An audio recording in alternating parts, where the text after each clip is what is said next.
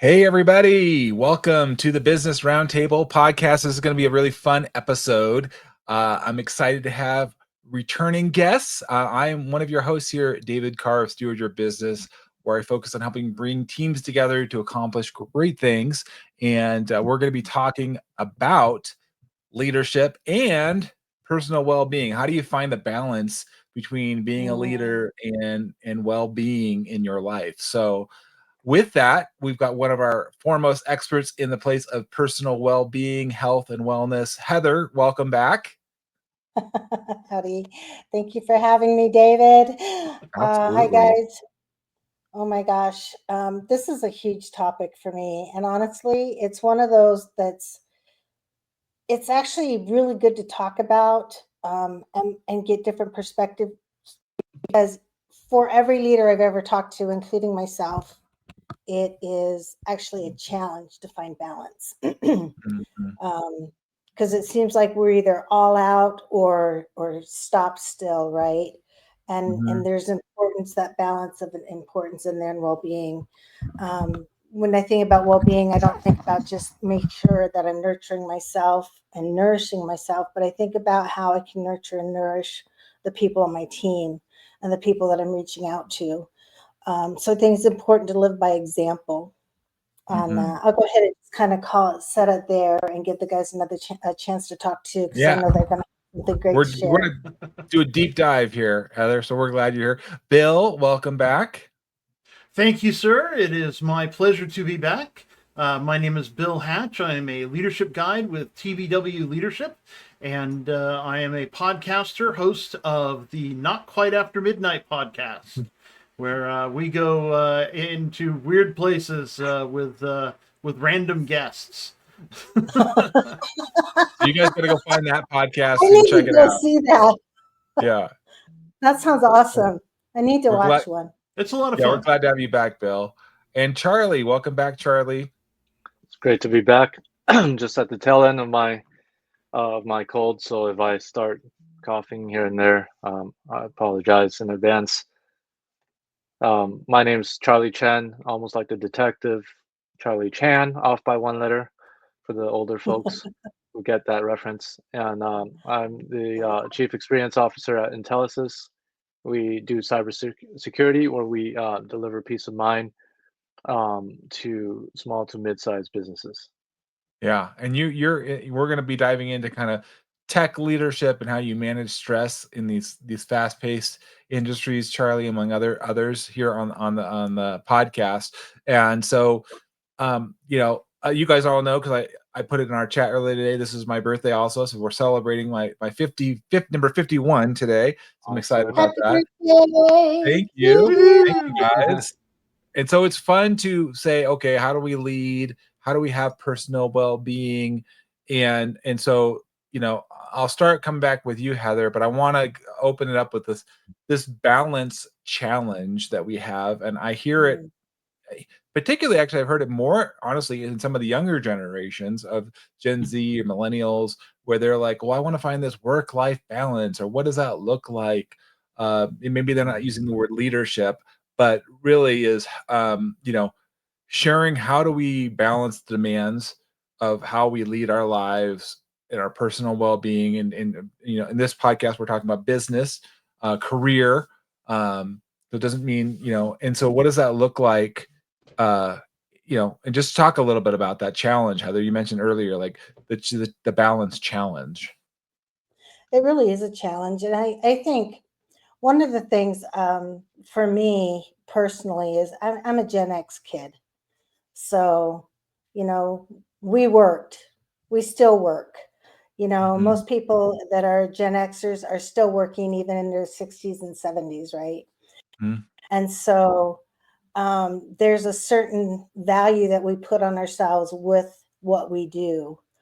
Um, but a lot of people are breaking themselves as they continue working on later in higher years, because they try to keep going at the pace that we're going, but they really need some health care, self-care, right? Um, and it's a challenge, first of all, because knowing something and doing something are two different things, right? Mhm. I mean, if I'm coaching somebody I can talk to them. I can give them some things that they can do, help them with that. But then I need to practice what I preach, right? Yep. I need to step back and take time for myself. I need to, I travel a lot. And so I'm always trying to find between travel, work, and myself, because the whole point of traveling is for work, but also exploring. And Mhm. you just have to put a time cap on stuff and decide on what you're doing for yourself. Have something you're doing for yourself every single day. Now, I am saying something extra, right? Whether it's walking, whether it's meditating. Today, I sat by the poolside. It was a little chilly, but I sat by the pool and enjoyed what sunshine there was. But nutritive eating is highly important, right? That balance and well-being. It's easy to eat badly on the run. I catch myself doing that. And it's one thing to do that occasionally. It's another thing to do that in moderation on a regular basis. And most of us who are busy in leadership, we do tend to eat on the go, and finding ways to eat healthy on the go is also very important, which means it's going to take some extra time and some planning, right? Some preparation. So those are just thoughts that I have when I think about balance and personal well-being. Yeah. Well, I definitely Yeah. I want to go deeper here in the show. You talked a couple strategies and solutions, Heather. So we're going to dive a little deeper into that. But as I come to Bill and Charlie here, I would love to hear from both of your perspectives on things you faced in different industries you worked at, because there's different pressures in different industries. Like I know tech, what you do, Charlie, and how does that impact your mental and physical health, and maybe and so maybe I'll just start there, come with you, Charlie, first, and then I want to come back to Bill. But I think it's good on this podcast. What we're trying to do is bring different voices from different areas so that we get perspective, understanding, awareness of our team members and other people in our life and generally that we're encountering. And so, Charlie, could you just speak to kind of this balance challenge and maybe some specific pressures and things you faced and seen? Yeah, for sure. So, when it comes to balancing leadership and our personal well-being, uh, especially in a high stress line of work, like such as myself in cybersecurity, there are times when the balance is not gonna look like an even division of what we would normally think a work day would look like, because we're talking about the livelihoods of dozens of people. Um, in a ransomware situation, for example, where the company's completely down because all their files are locked up. And so I remember this one case where I pulled back-to-back 18-hour days, and I was just eating on the go, like Heather was talking about. And um, sometimes that's necessary. But then after we got that settled, I took some time off to, do traveling with the family. So um, I think just more on a micro level, uh, I like what Heather said about leading by example, because you have no moral authority to ask others to do when you ask people to do what you won't be what you're not willing to do yourself.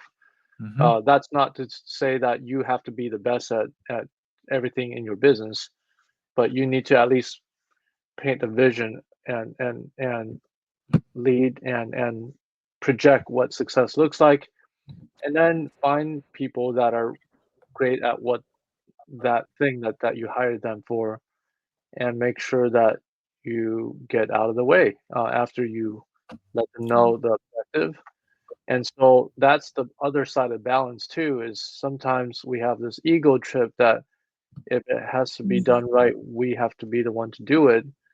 And that you're setting yourself up for failure if that's the case. And so um, it is going to be hard at first in the beginning because it's counterintuitive. It takes 30 times the effort for you to transfer your tribal knowledge, if you will, to somebody else. And so that's why documentation is important, having processes and procedures. Um, I mean, that's an I agree. ongoing battle, right? Because there's Yeah. always going to be little nuances. of how you want things done, how and that's the balance too, right? Like you don't want to just hire somebody and be like, okay, this is what I hired you for, go figure it out. That's not leadership, you know. So you want to have a clearly defined picture of what success looks like, and then do it with them for a few times, get them into their groove, and then let them fly. So that's the balance on Yeah. a micro level. Yeah. Well, you brought up, Yeah. and I want Bill. I'd love Bill to kind of expand on this with industries, Bill, but also kind of you mentioned kind of a common misconception about what leadership looks like in work balance is, Charlie. And so I think sometimes we think, oh well, it it's either I've got to do all this work or I can't delegate it. That's a misconception of like, oh, I can only be Mhm. me. Well, that affects your balance. So if you think that's the case in your leadership, then obviously I'm telling you very clearly that is a misconception, whether you realize it or not. It doesn't have to be that way. And we're trying to help awaken you to possibilities here on the podcast as to you might not be considering some things. So Bill, in your experience, what are some maybe misconceptions you've seen in the idea of leadership and work-life balance? The myth of the 100%. Hmm. Basically what a lot of people do is a lot of leaders are what most people would call alpha personalities. And they're like, I'm going to give 100% to what I do. And they misunderstand what that should mean. They take that to mean that 24/7 I'm in the job. But that's not what that means. Giving 100% means that when you are working, then you give 100% to work. But when you are at home in your family life, you give 100% there. Or if you're relaxing, or dare I say recovering from all of those 100% efforts, you give 100% to recovery and relaxation and getting back your health and well-being. So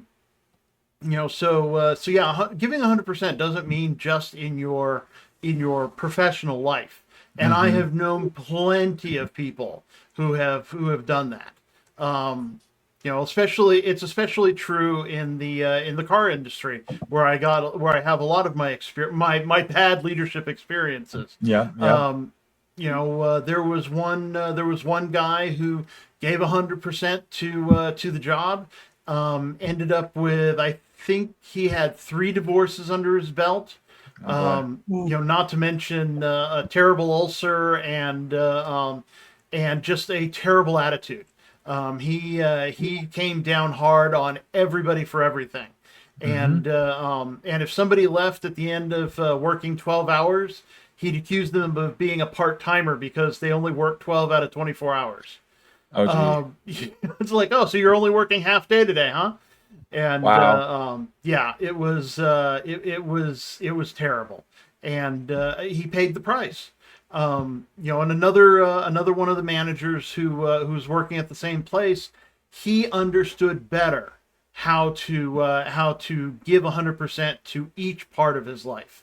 Not perfectly, but he was better at it. And it showed. His attitude was much better. He was much nicer as a manager.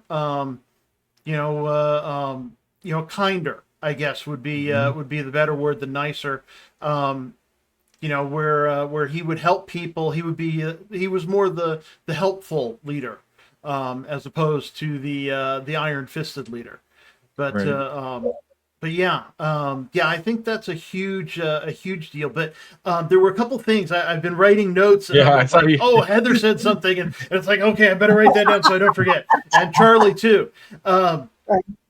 But yeah, everyone should look at themselves as a leader, and not just those with the titles. Yep. Just because you don't have the title doesn't mean you are not a leader. Somewhere to someone you are. And you can be that even if you're the last person hired at a company. You can still be a leader there. You know, doesn't mean you're in charge. It means you're a leader. It's a big difference. You know, you can, and certainly you can be a leader at home with your family or your friends, and all those things. Let's see, and I did that. And then something Charlie said made me think people should spend time growing their strengths, not just trying to break their weaknesses. You know, so many people put in, I mean, right now I'm trying to learn Biblical Greek. Languages is one of my weaknesses. I have to get through this class to get my degree, to get my master's degree. But if I had a choice, I wouldn't have taken it. So I'm working on growing a weakness, but it's taking a lot of time and it's going very slowly. I mean, I'm doing well getting the grades in the class, which is important because I want to go on to get my doctorate, and so I need good grades. But yeah, it's really difficult to do. Whereas if I was working in a couple of like 2 terms ago, I think in the spring, I took a class on leadership, which was a breeze. I learned some new stuff, got to exercise some of my strengths in that field, and it was great. I aced the class and impressed the instructor, and it was great. But in that environment, I learned some new things, but it was all in my strength, in my wheelhouse, if you will, my bailiwick. And so it was a much easier time. It was much more relaxing. I wasn't as nervous as I am now. I wasn't as stressed, and you know, and so work on your strengths. And then something you said, David, reminded me of how I led my first leadership experience was with the Cal Poly Rose Parade committee. And so it was my first leadership experience. I had no idea what I was doing. And I adopted more of a laissez-faire type of management approach, a leadership approach.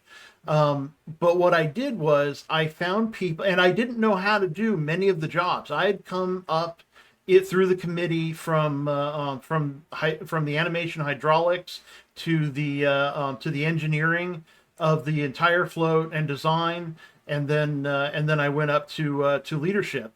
And so I didn't know about growing flowers or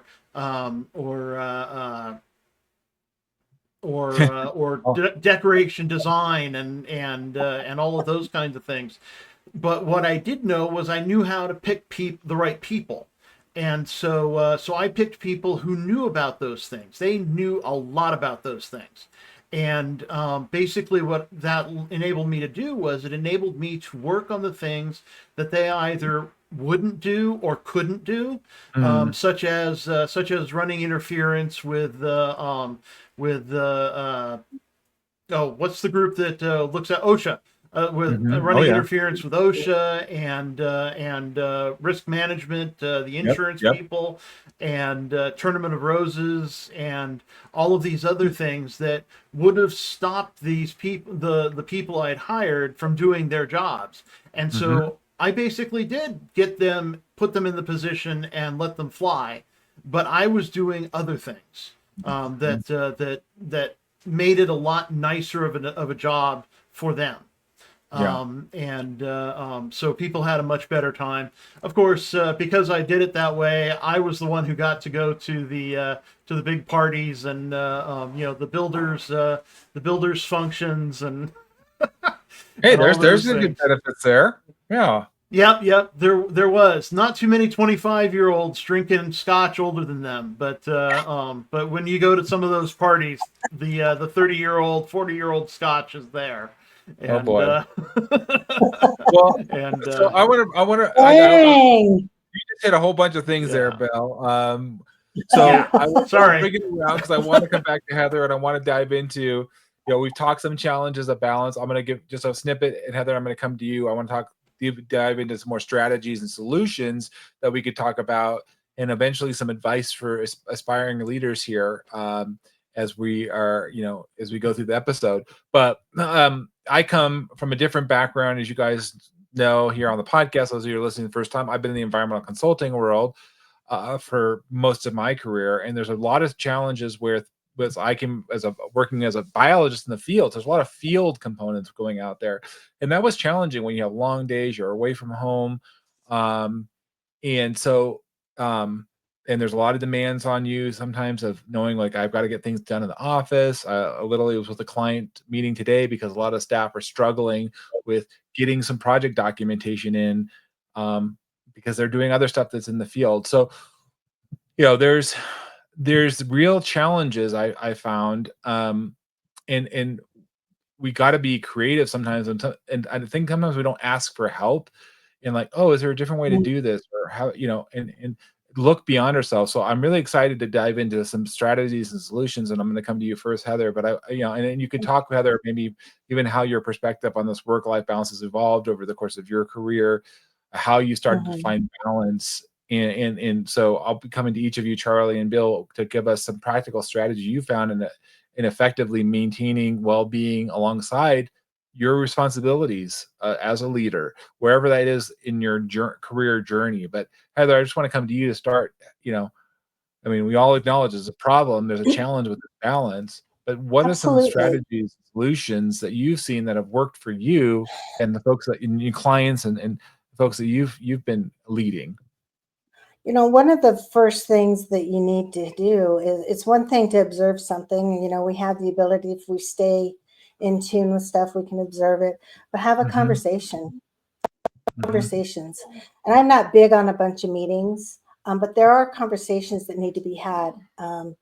First of all, because we don't ask for help, having conversations can even spur other ideas. Having conversation can affect, again, not just your personal balance life, but the balanced life of the other individual, the people in the business itself, and as Bill mentioned, home balance. When you have an imbalance anywhere in your life, there's going to be an imbalance somewhere else, right? Yep. And as leaders, I like what Bill said. He created that structure. There was guidelines and structure that made people happier, and they had a say, and they were able to do their jobs and be appreciated for their jobs. So that structure actually helped give that balance, right?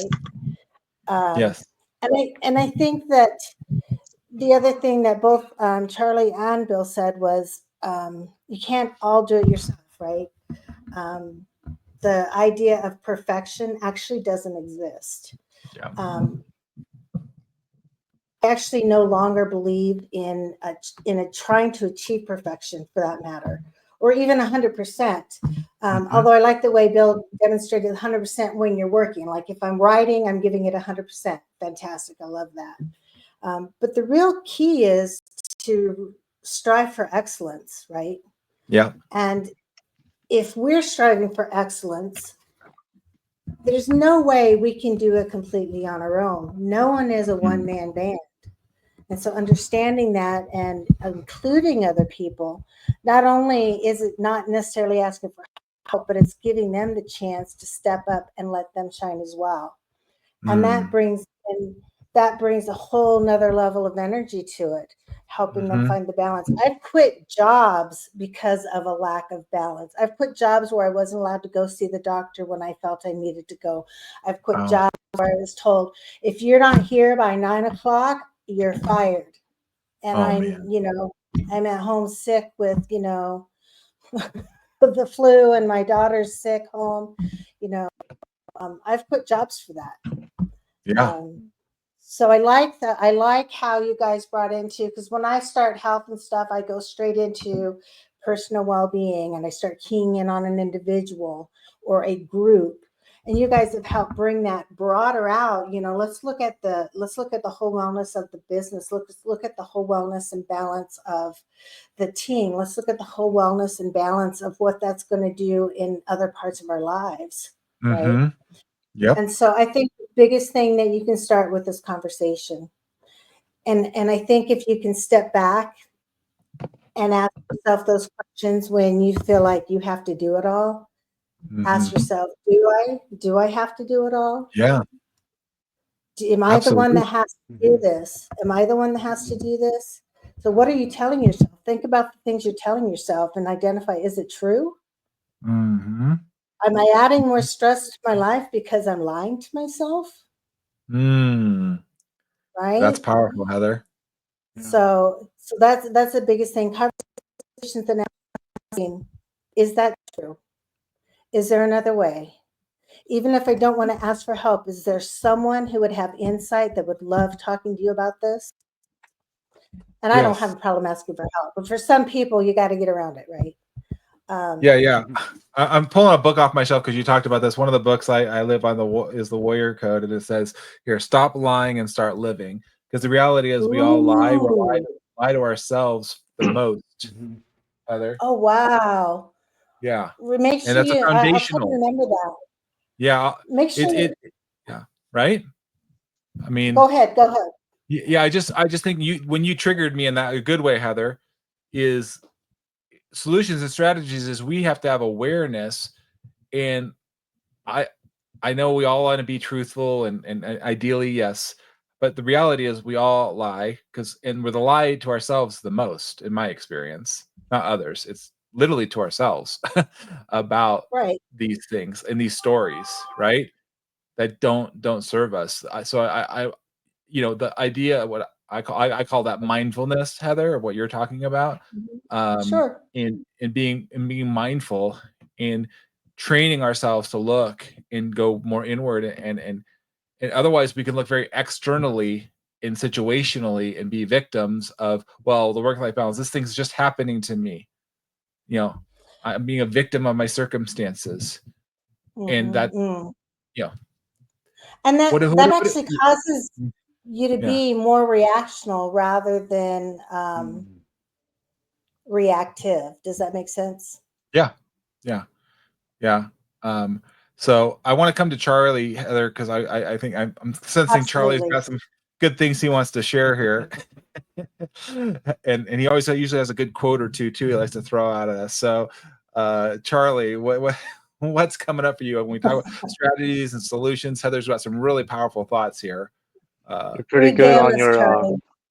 yeah, you're pretty good on your quote detector there. Yeah. When you speaking of lies, when you were talking about lies, so recently I heard on a webinar by Eric Worre. He's the author of the book GoPro, How to Become a Network Marketing Professional. So basically, he said the biggest lie that's out there is do what you love and you never work a day in your life. That's Right. Mhm. not necessarily true. There's stuff that you're not gonna love that are necessary for you to grow and get to where you want to be.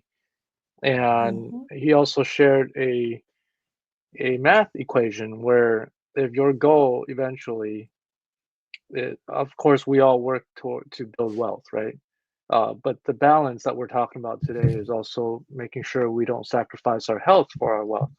Because if we have Mm-hmm. $1 million, $1 billion, and we're bedridden, what good is that money going to do us, right? So, Right. um, but then on the wealth building side, if your goal is to, let's just use the $1 million as an example. If your goal is to earn 1 million a year, you divide it by the number of working hours in a year, then that comes out to $500 an hour, roughly.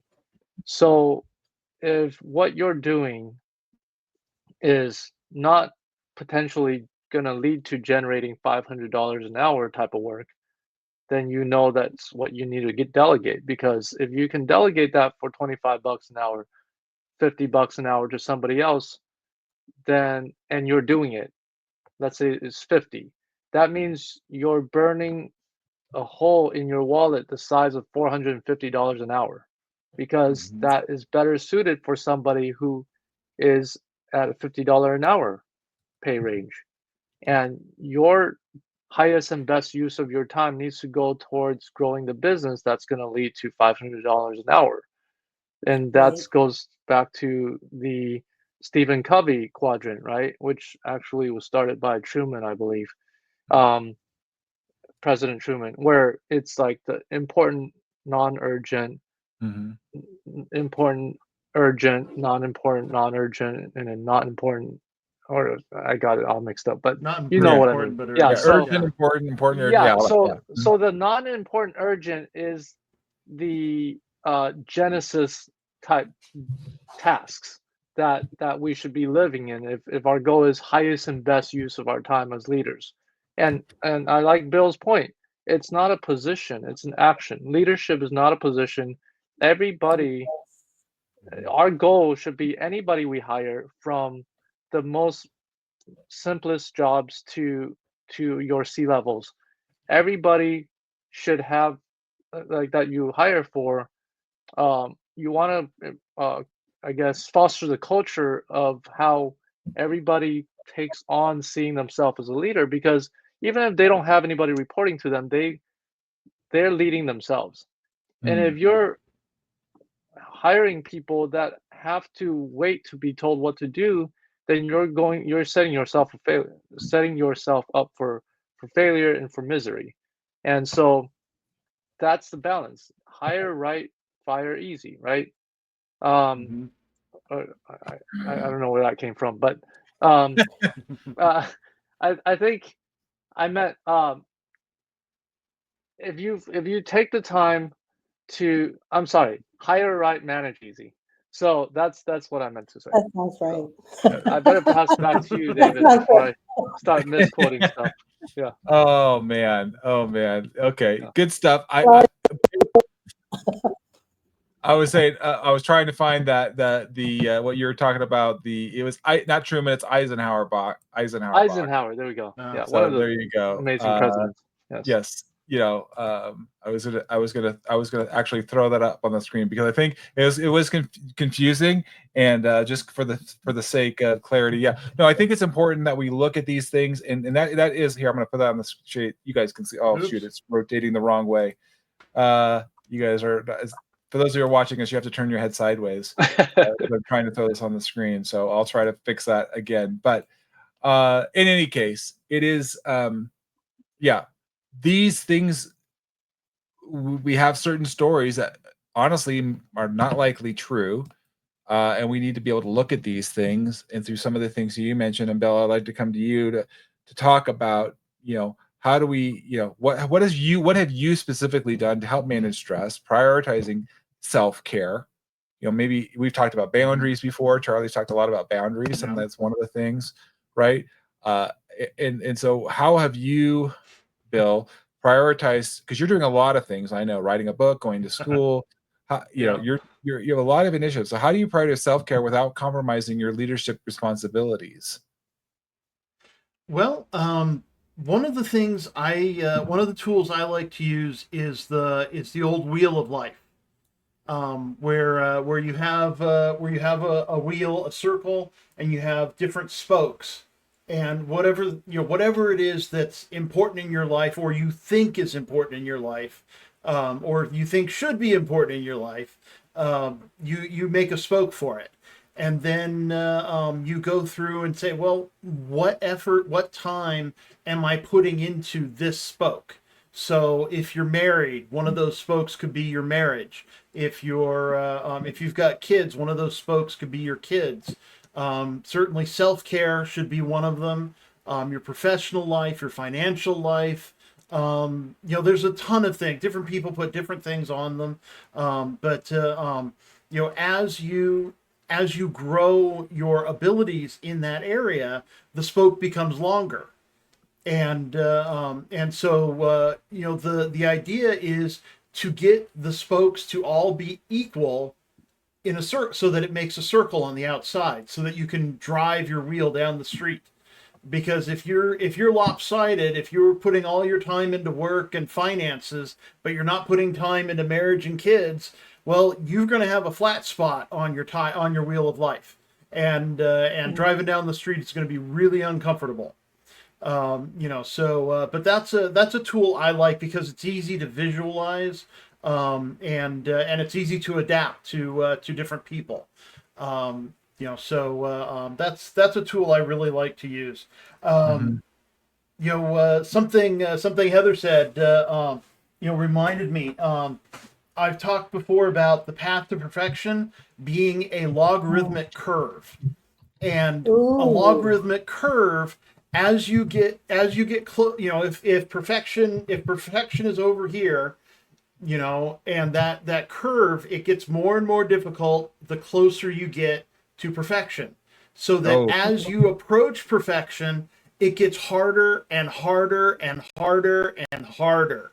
So getting to 100% is practically impossible in all practical effects. So you may, you need to convince yourself that 90% of perfection is okay, or 80% of perfection is okay, depending on just how much more difficult it gets and how much time you have.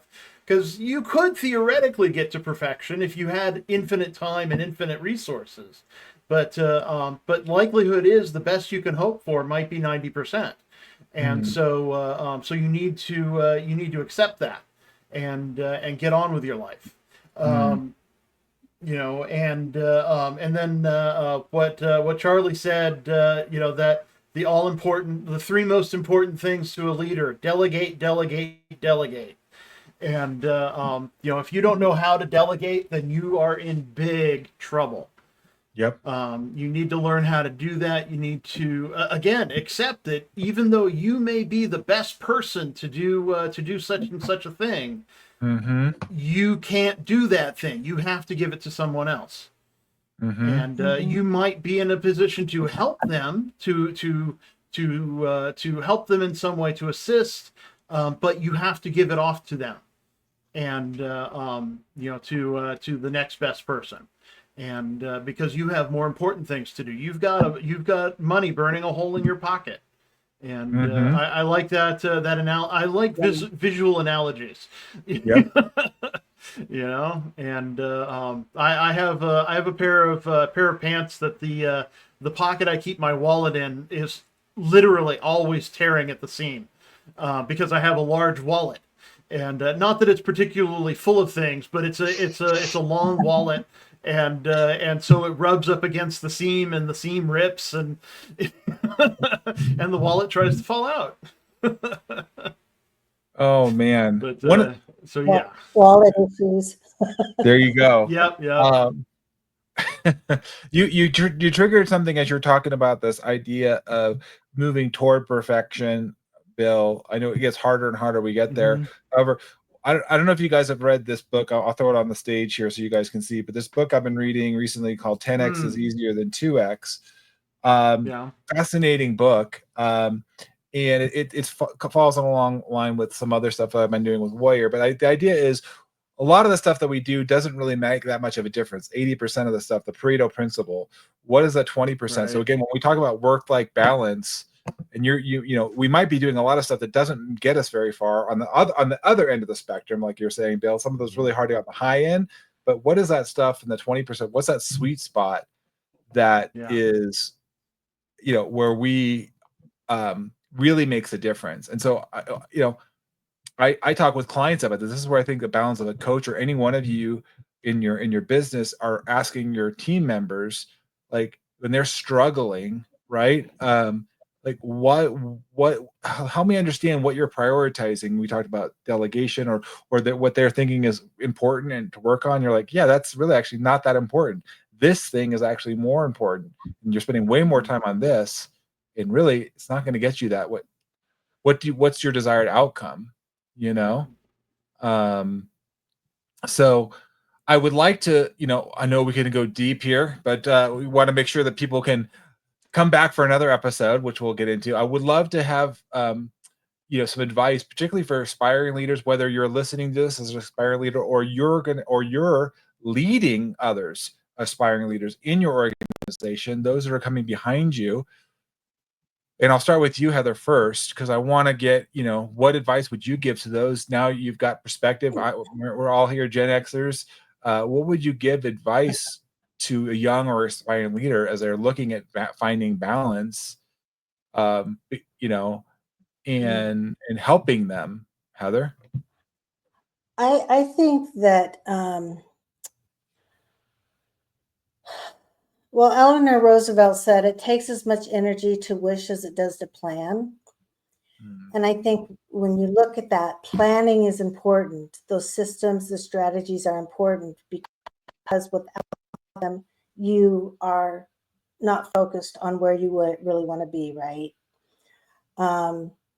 You guys said it really nicely in that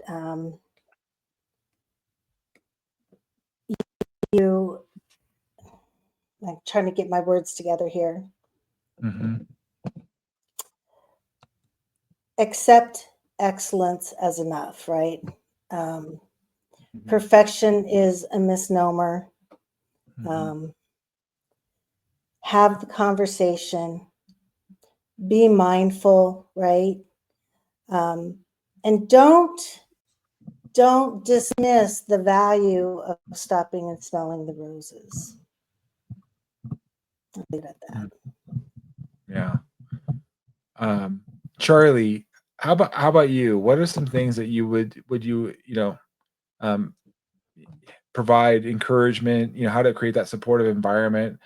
And we've talked about some of this in the past in previous episodes, but how can we, you lead teams. I know you have other folks that you're bringing in, and so what emphasis would you provide, particularly boundary, because I know that's a big one that you have a lot of experience in, Charlie. Yeah. So honoring boundaries is as simple as honoring people's breaks and lunches, right? So because all of us, majority of us, if not all of us, are on salary. So none of us are clocking in, clocking out. So we put our meals or our breaks, or mainly our meals, on like our lunch, on a calendar. For me, I actually have to have it, or else I forget to eat. And we want to make sure we honor that, because if we wait until we're hungry to eat, it's too late. Like, I had a doctor friend tell me that's terrible for your body. That's like waiting for your car to start having problems to go do maintenance, right? So definitely don't do that. Just protecting that boundary and honoring that. And so when your people are on break or on their meal breaks or they're off, honoring that, unless it's a true emergency where you have to reach out, right? And then some practical things that we leverage on the daily. I like what Heather talked about, the planning part. A successful day starts the night before, so we end each day, because we have two daily huddles, one at the beginning of the day, one at the end of each day. And so at the day end huddle, each of us shares our MVP, most vital priority, for the following day. And so what that means is, no matter what distractions come up the following day, we have to get that done. That's our move the needle task, that we I are like that. declaring that, yeah, no matter what, that's non-negotiable. We got to get that done. And so ideally, on the morning huddles, we're sharing the fact, because we celebrate all wins. So in the morning, we kick off with our highs, like what are our wins from the day before, and ideally that should match up with what our MVP was for the previous day. And so that's the accountability part. And so and then we also share a personal win. So that's the balance, right? We want to celebrate all wins, not just about what's good for the business, but also what's good in our life. Because when you have your home in a good place, then that gives you that autonomy and that freedom and that peace of mind to tackle the world and to tackle the tasks that we have for our professional responsibilities. No, those are some good practical ways, Charlie, and I think it's important to celebrate wins and man, I would say, Bill, I want to come to you next here as we're wrapping this segment on just advice for aspiring leaders. But those are some practical things, Charlie. But what have you seen, Bill, that that young professionals can start doing, cultivating a sustainable work-life habits? Because I know that I see this particularly in Gen Z. Sometimes maybe it's on the one end where they're like, well, a personal life. I was just talking to a person last week where they're prioritizing their personal well-being which that's not bad, but at the expense of taking care of responsibilities with work and other things. Like Heather, you were talking about Gen X, like, well, I'm just not going to go to work. But you need money to live, and you have other people depending upon you too. It's not just you have other people that if you don't show up and do your work, it's going to make their life harder and their work-life balance off. So you're not in a bubble or a silo. But Bill, what would you advice would you give for these? Well, yeah, I would definitely go with like what I was saying before, the wheel of life. You can find if you do an internet search for wheel of life, you can find plenty of free tools to get your thing done. There's even Tony Robbins, has one, and go through and check off what parts of your life are where you want them to be and what parts are not. Because like I said, give 100% to each part of your life, not just one part of your life. Because you need to find the balance, and the wheel of life is great. Like I said, it's a visual that we can all understand. Because we've all had flat tires before, or almost all of us have had flat tires before. But if you haven't, I'll be happy to come and shove a knife in your tire. I'm good. No, I'm good. I'm good. But yeah, I'm just kidding. I'm not gonna shiv anybody's tire. But something else I wanted to say is that strive for perfection. Don't strive for mediocrity. Strive for perfection, but accept what you can actually achieve. As my father has said, shoot for the stars, but be happy you got to the moon, because that's still really hard. Even now, 60 years after Americans got to the moon, we haven't done it again. We haven't done it since the 1970s because it's really, really hard. So in your life, shoot for the stars. Shoot for strive for that perfection. But if you can get to 80% of perfection, if you can get to the moon, be happy with that. And celebrate that, because that's still really, really hard to do. And and who knows, maybe you'll get another shot at it, and next time it'll be easier to get to 90%, and next time it'll be easier to get the time after that 95%. Who knows? But be happy with what you can actually achieve. Celebrate it.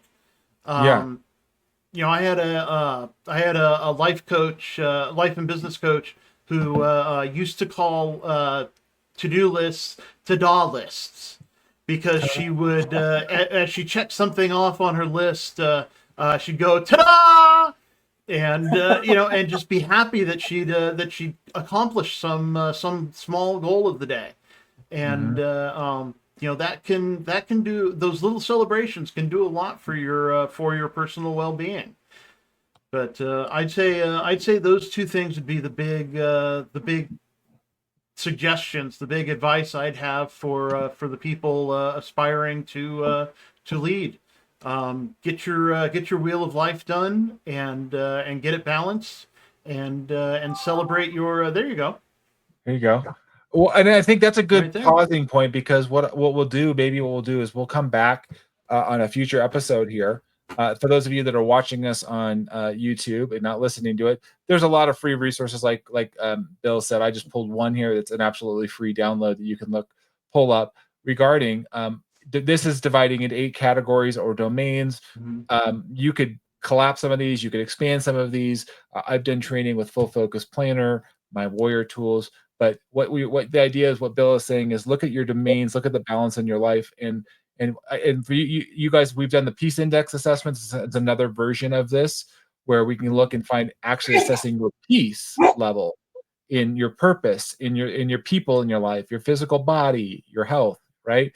Your provision, how you're making money, all of those things. And so you look at these things and you say, okay, what is it? What's my current reality? And then what do I actually want? Is that what I want or not? Right? Right. Most people don't actually spend the time, Bill, like you're saying, to even assess where they're at. So Yeah. how do you even know you're in balance or not? How Right. do you know you're in Yeah. alignment or not? Absolutely. I work with clients like that too, where we look at. I just did my own Intelligent Human Leadership podcast, which you guys know I shared with you today, about what gear you're in of life and how is that affecting you. So they're interrelated. I'm going to come back to Heather and then Charlie and Bill for final thoughts here. But And the best thing about doing a Wheel of Life assessment is if you print it out, you get to use crayons. Hey, there you go. You get to color. How about that? For you creative types out there, they're like, I would love that. But Heather, as we're kind of wrapping up this episode, and I really like what you introduced, Bill, and I think what we'll do is a future episode where we can break down domains, including business, because it's related, like you said, Heather. If you're suffering in one domain or challenge one, it's going to cascade into another one. And so we can look holistically there. And I think this is a good time of year as we're going into the end of 2024, 2025. What does that future year look like for you? What are your priorities? What's inspiring you? And what does balance look like for you? But Heather, as you've covered some great shares from Charlie and Bill, and just what's kind of your key takeaway and final thoughts here as we're wrapping up the episode today? Well, I'm going to give Bill credit here because he deserves it, although I don't think he feels the need for it. Nah, you not at all. don't have to be put in a position of leadership to be a leader, to lead. If you want to lead, lead. Leaders are not bosses. Leaders are not dictators. Lead. And like Charlie said, if you don't lead anyone else, lead yourself. You can't go wrong with that. You really can't go wrong with that. Because from there, you have everything to build on. Thank you, Heather. Charlie, final thoughts here today, takeaways? I just wanted to share about just keeping a level head, and that's kind of, goes hand in hand with balance, right? So level-headedness, a thing that I've adopted is like the Stoic principles, and they talk about the 4 virtues. One of them being temperance. Temperance means it's basically moderation and actively resisting anything that is harmful when it's in excess. And so that's what balance is all about. It's everything in moderation. So keep that in mind. Yeah, we don't have to go to extremes. We can, that's important as well. Bill, final thoughts, takeaways here. Well, I got something similar to what Charlie just said. Don't sacrifice one part of your life for another. If you find yourself putting put 100% into each part of your life, but don't sacrifice family life for work. Don't sacrifice your personal health for financial gain. Keep it all there, and get your wheel done, and work on the parts. Work on that flat tire. I definitely have a flat tire of another sort that I'm working on. My personal health is something I'm working on quite a bit right now to get it caught up to other areas of my wheel. But yeah. Yeah, no, this has been great. I appreciate the conversations. I hope as you guys listen to this, as we're wrapping up the podcast today, you have great resources here. And Heather, Bill, Charlie, myself, the reason why we do this podcast is to help you as a business leader, as an aspiring leader. Share this with others that you find that would benefit from it. We, of course, love your comments. We love your feedback. Leave a 5-star review. And we'd love to have you. If you're a listener and you have some thoughts and things you want to share, we are inviting other guests onto the podcast as well. So we'd love to have that. Thank you so much for Charlie and Heather and Bill. This is a birthday celebration for me too, as well. So, hey, we did it. Happy birthday Happy to you. Happy birthday To you. Happy birthday, dear David. Happy birthday to you. All right. Thanks, guys. I so appreciate it. And All right. You know Well, what, until next time, everybody. leadership. Take care. Thanks for listening. Thanks. have a good night, guys.